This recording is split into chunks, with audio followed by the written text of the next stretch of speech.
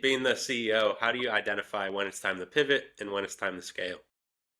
Well, it's interesting. One of the things that I learned early on about myself through going through one of these Myers-Briggs types of resources that was provided at a company I had sold one of my companies to, and they had this big behavioral assessment, is it showed that I'm very innovative and I look for consensus. I want to hear from customers. I want to hear from people internally, and I have a very high degree of detail. And my authoritative quotient is also up there, right? Which you want to see in an executive leader.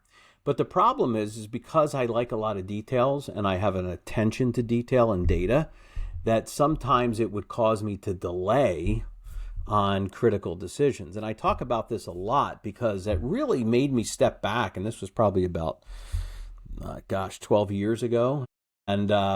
And when I realized it was causing a delay in my ability to pivot because I was taking too long, analyzing too much data. So what I've learned along the way is there's got to be some intuition and gut, and you got to get the details from your customer as quickly as possible. And you got to let them know that look, you're not going to hurt my feelings. Tell me where we missed here. Tell me what's missing. Because a lot of times some people don't want to hurt your feelings. They'll give you happy ears. So you've got to be able to get to the truth as quickly as possible. So when you can get to the truth and you can recognize that you can't get paralyzed through this analysis of data, that you have to really take as much information about how the market's perceiving something and pivot quickly. Because if you don't pivot quickly, you're just burning capital and you're trying to sell something that something's off, something's wrong.